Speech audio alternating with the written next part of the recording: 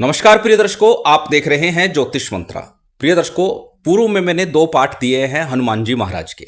उन दोनों पाठों को करने से हनुमान जी महाराज की विशेष कृपा बनती है, कार्यों की सिद्धि होती है, हर प्रकार की समस्या परेशानी का निवारण होता है। और आज उसी कड़ी में एक पाठ देने जा रहा हूँ। पूर्व में हनुमत बीसा पाठ और हनुमान चालीसा पाठ की मैंने पूर्ण रूप से विधान बताया है, व्याख्या की है कि किस प्रकार से ये फलदायी हो जाते हैं। योगीराज यशपाल जी द्वारा रचित हैं, जो वर्तमान में ही हुए हैं। बहुत लंबा समय व्यतीत नहीं हुआ है, परंतु इस पाठ के अनेकों अनुभव साधकों द्वारा बताए गए हैं और मैंने भी इस पाठ को करके लाभ लिया है। बात करें हनुमान चालीसा की तो ये सर्वविदित है। ये संत गोस्वामी तुलसीदास जी की एक रचना है जो अत्यंत प्रसिद्ध है। यदि बात करें आज के पाठ की तो वह है हनुमान पचासा।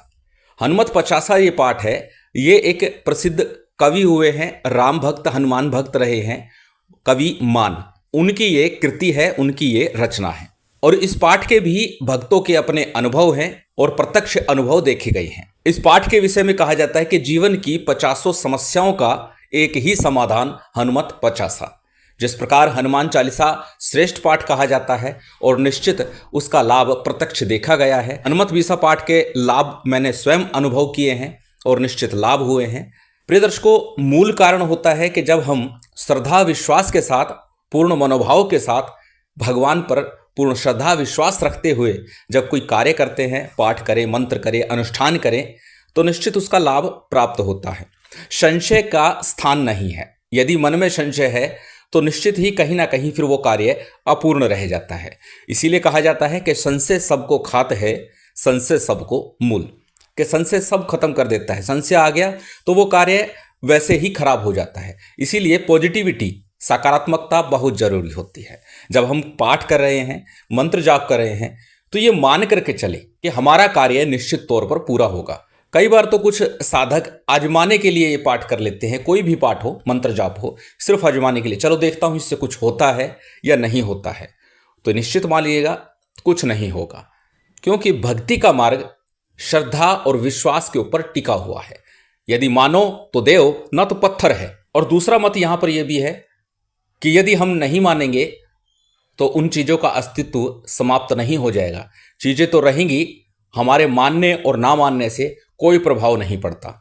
अगर हम आंख बंद कर ले तो ये नहीं कह सकते कि सूर्य का अस्तित्व नहीं है। सूर्य का तो अस्तित्व रहेगा, आंखें आपकी बंद है। इसीलिए जब आप पाठ करते हैं, मंत्र जाप करते हैं, पूर्ण श्रद्धा विश्वास के साथ करें और मन में ये दृढ़ संकल्प लेकर के करें कि मेरा ये कार्य अवश्य ही पूरा होगा, चाहे जिस भी देवी देवता की आप आराधना कर रहे हो, पूजा कर रहे हो, पाठ कर रहे हो। आज चर्चा है हनुमत पचासा पाठ की। इसके प्रभाव अत्यधिक विलक्षण बताए गए हैं और जो इसके पीछे घटना है वह भी अत्यंत विलक्षण और चमत्कारिक मानी गई है। कि जब भक्त कवि मान ने इस पाठ को हनुमान जी महाराज के मंदिर में किया तो हनुमान जी महाराज की गर्दन झुक गई थी, मुड़ गई थी एक साइड में जहां पर मान बैठे हुए थे। इतना तीक्ष्ण प्रभावी ये पाठ माना गया है और अत्यंत श्रेष्ठ है, इसमें संशय नहीं है। भक्तों के बहुत अच्छे अनुभव हैं। तो आज उसी पाठ की चर्चा कर रहा हूं। कैसे करना है, कब करना है, किस प्रकार करना है और किस विधि से करना है, यही सब चर्चा है। तो चलिए अधिक विलंब न करते हुए जान लेते हैं कैसे इस पाठ को आरंभ करना है और किस प्रकार से इसका लाभ लेना है। सर्वप्रथम बात कर लेते हैं सामग्री की। प्रिय दर्शकों, यहां पर सामग्री विशेष नहीं है। मुख्य रूप से जैसे आरंभ में बताया, श्रद्धा विश्वास के साथ सिर्फ इस पाठ को आपने करना है। विशेष पूजा सामग्री की आवश्यकता नहीं। प्रथम दिन जब आप पाठ आरंभ करेंगे उस दिन सामान्य सी कुछ पूजन सामग्री भोग लेकर के पास के किसी हनुमान मंदिर में चले जाइए। हनुमान जी का यथाविधि यथाशक्ति पूजन कीजिए, भेंट अर्पण कीजिए, नैवेद्य अर्पण कीजिए, क्षमा प्रार्थना करके निवेदन कीजिए कि आप किस समस्या में हैं, किस परेशानी में हैं या कौन सा कारण है जिसके कारण आप परेशान हैं। इसको इस पाठ से केवल बाधाओं का निवारण नहीं होगा कि भूत प्रेत तंत्र मंत्र बाधा का ही निवारण होता हो। यदि आप धन की बाधा से ग्रसित हैं तो भी आपकी समस्या का निवारण होगा। यदि आप नौकरी व्यवसाय आदि की समस्या से ग्रसित हैं तो भी निवारण के लिए इस पाठ को कर सकते हैं। अगर 50 समस्याओं का निवारण इससे हो सकता है तो जीवन की तो कोई भी समस्या शेष नहीं रह जाती। इसलिए किसी भी प्रकार की समस्या के समाधान के लिए, निवारण के लिए आप इस पाठ को कर सकते हैं। तो जैसे कि बताया, प्रथम दिन जब आप पाठ आरंभ करें तो पास के किसी हनुमान मंदिर में जाकर पूजा अर्चन करके घर आ जाइए। अब प्रातःकाल या रात्रि काल, संध्या काल, किसी भी समय एक निश्चित समय कर लीजिएगा कि इस समय आपको ये पाठ करना ही करना है। उस निश्चित समय में घर में उत्तर मुख होकर के आपको इस पाठ को करना है। अपने सामने किसी चौकी अथवा पट्टे के ऊपर लाल रंग का एक वस्त्र बिछा लीजिए और यथाविधि हनुमान जी की पूजा में प्रयोग होने वाली सामग्री रख लीजिए। जैसे बताया, पूजन विधान विशेष नहीं है, लेकिन सामान्य सा पूजन कर ले तो श्रेष्ठ होगा। ये प्रत्येक साधना सिद्धि विधान में मैं बोलता हूँ। हनुमान जी का विग्रह आशीर्वाद मुद्रा में हो या पहाड़ उठाते हुए हो, श्रेष्ठ होगा। अन्यथा जो भी आपको मिल जाए वही आप रख सकते हैं। साधना का आरंभ, प्रयोग का आरंभ, जैसे कि पूर्व में भी कई बार बता चुका हूं, जब आप शुभ इच्छा के लिए कर रहे हैं, मनोकामना की पूर्ति के लिए कर रहे हैं, तो उस दिन मंगलवार से आरंभ करना है। यदि आप कष्टों की निवृत्ति के लिए, समस्या के समाधान के लिए कर रहे हैं, तब आपको शनिवार से पाठ आरंभ करना है। तो जिस भी कार्य के लिए आप पाठ कर रहे हैं उस दिन से आप इस प्रयोग को आरंभ करें। उत्तर मुख होकर के सामने चौकी पट्टे के ऊपर हनुमान जी का विग्रह स्थापित किया। उसके साथ ही एक दीपक आपको प्रज्वलित करना है। संभव हो तो घी का ही दीपक प्रज्वलित कीजिए। गाय के शुद्ध देशी घी का दीपक जलाना श्रेष्ठ होगा। अन्यथा तिल तेल का दीपक प्रयोग कर सकते हैं, किसी प्रकार का संशय नहीं है। उन्हें बता दूं, साधना सामग्री विशेष नहीं महत्व रखती। यहाँ पर महत्व रखता है आपकी श्रद्धा, विश्वास और पाठ का सही उच्चारण और पाठ करना। सर्वप्रथम शुद्धि आचमन कीजिए और शुद्धि आचमन के बाद में आपको दीपक प्रज्वलित करना है। दीपक के नीचे थोड़े अक्षत जरूर रखिएगा। दीपक प्रज्वलित करने के बाद में आपको संकल्प लेना है, किस समस्या, किस परेशानी से आप ग्रसित हैं, किस चीज के लिए आप ये पाठ करना चाहते हैं। दाहिने हाथ में अक्षत पुष्प लीजिए, थोड़ा जल लीजिए, अपना नाम, अपना गोत्र, उस दिन का तिथिवार नक्षत्र बोलिए और अपनी कामना, अपनी समस्या बोलिए और फिर संकल्प के लिए लिया गया अक्षत पुष्प जल किसी थाली प्लेट में या गणेश जी का विग्रह सम्मुख है तो गणेश जी के सम्मुख अर्पित कर दीजिए। इसके बाद में सबसे पहले हमेशा की तरह गणेश जी का पूजन कीजिए। सामान्य जो भी पूजन कर सकते हैं। गणपति का, गुरु का, कुलदेव, पितृदेव, स्थानदेव, इन पंचदेव का ध्यान पूजन करना है, आह्वान करना है।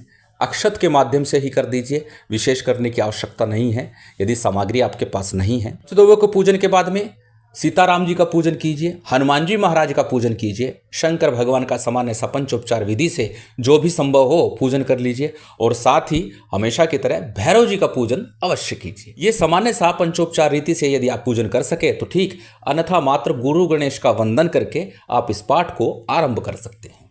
जब आप सामान्य पूजन विधान संपन्न कर ले उसके बाद में गुरु वंदना करें, गणपति वंदना, संभव हो एक एक माला गणेश मंत्र या गुरु मंत्र की कर ले, अन्यथा 11-11 बार गणेश मंत्र और गुरु मंत्र का उच्चारण करें। उसके बाद में आज का जो मूल पाठ है इसको आप करें। पूर्ण श्रद्धा विश्वास रखते हुए, पूर्ण एकाग्रता के साथ इस पाठ के प्रत्येक छंद को, प्रत्येक दोहे को आपने ध्यानपूर्वक बोलना है और मन में ये चिंतन चलना चाहिए, ये कामना चलनी चाहिए कि जो मैं बोल रहा हूँ वो हनुमान जी महाराज सुन रहे हैं और सुन रहे हैं तो मेरे उस कार्य को संपन्न भी कर रहे हैं। इस प्रकार का मनोभाव रखते हुए यह पाठ आपको पूर्ण करना है। प्रिय दर्शकों, जैसे कि बताया 50 है तो इतने बड़े पाठ को स्क्रीन पर देना संभव नहीं है। आसानी से आप इसे गूगल से प्राप्त कर सकते हैं, PDF में मिल जाएगा, लिरिक्स के रूप में मिल जाएगा, जिस प्रकार से भी आप चाहें गूगल पर प्राप्त हो सकता है। अथवा आप मुझे मैसेज कर दें, मैं आपको उपलब्ध करा दूंगा। यकीन मानिएगा अत्यंत सरल पाठ है और निश्चित लाभकारी भी है। जब आपका पाठ पूर्ण हो जाए उसके बाद भगवान की आरती कीजिएगा, सीताराम जी की, हनुमान जी की आरती कीजिए, जो भी नैवेद्य है। अब नैवेद्य के तौर पर यदि आप समस्या से ग्रसित हैं तो गुड़ चने का प्रसाद रखिएगा। यदि आप मनोकामना पूर्ति की अभिलाषा रखते हैं तो श्रेष्ठ होगा लड्डू का या चूरमे का भोग लगाएं। यदि सामर्थ्य नहीं प्रतिदिन इस प्रकार का भोग करने का तो मात्र मिश्री का या गुड़ का भोग नित्य प्रति लगा सकते हैं। इतना सरल विधान है और लाभ अनेकों अनेक है। श्री हनुमान जी महाराज के भक्तों के लिए तो ये पाठ एक वरदान स्वरूप है और एक बार इस पाठ को अवश्य ही करके लाभ उठाना चाहिए। श्री हनुमान जी महाराज महामाई की विशेष कृपा आप सभी को प्राप्त हो, यही कामना है और उम्मीद करता हूं आज की ये जानकारी, ये वीडियो आपको अच्छी लगी होगी। यदि अच्छी लगी हो तो कृपया लाइक कीजिएगा, शेयर कीजिएगा। यदि चैनल पर नए हैं तो सब्सक्राइब कर बेल आइकन बटन दबा दीजिएगा। जय माता दी, जय श्री राम।